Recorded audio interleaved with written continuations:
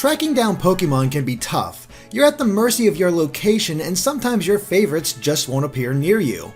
But did you know that one of the best ways to potentially catch rare and hard to find Pokemon without traveling far is by hatching eggs? Of course, you need to actually get an egg first. You'll find them randomly at Pokestops, and they come in 3 varieties: 2 kilometers, 5 kilometers, and 10 kilometers, or about 1 mile, 3 miles, and 6 miles respectively for us Americans. Those distances denote how far you have to walk for each of them to hatch, after putting them in an incubator. Now, thankfully, you start the game with 1 incubator already, which has infinite uses. But the catch is that each incubator can only hold 1 egg, so you'll need to pick up normal incubators if you want to hatch more than 1 egg at a time. You can either buy them in the shop or earn them when leveling up. But normal incubators can only be used 3 times before breaking. Now, there are a few rules when it comes to hatching eggs. For one, the Pokémon GO app has to be open to register the distance that you travel. Secondly, you can only hold a maximum of 9 eggs at a time. If you're maxed out, Pokestops won't give more until you've made room. And finally, if you go too fast, the distance won't be counted towards your incubated eggs. But that doesn't mean you can't cheat a little. Now, we've heard conflicting reports about the exact speed limit, but it seems that as long as you stay under roughly 25 kilometers per hour or 15 miles per hour, Pokemon GO will count the distance traveled and hatch your eggs even faster. So, cars, trains, or planes are probably out, but running or biking should do the trick. Besides new Pokemon, hatching eggs provides other bonuses as well.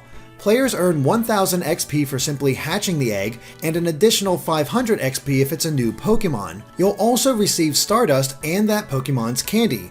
And the higher the CP of the hatching Pokemon, the more you'll get. But you might be wondering which Pokemon you can hatch from eggs. And as it turns out, almost all of them. The only exceptions are Ditto, Evolutions, and Kanto's legendary Pokemon. So, no Articuno, Zapdos, Moltres, Mewtwo, or Mew.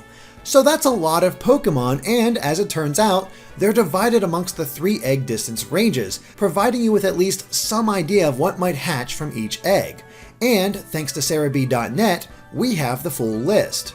So, 2 kilometer eggs can hatch one of 14 Pokemon, which includes Bulbasaur, Charmander, Squirtle, Caterpie, Weedle, Pidgey, Rattata, Spearow, Pikachu, Clefairy, Jigglypuff, Zubat, Geodude, and Magikarp.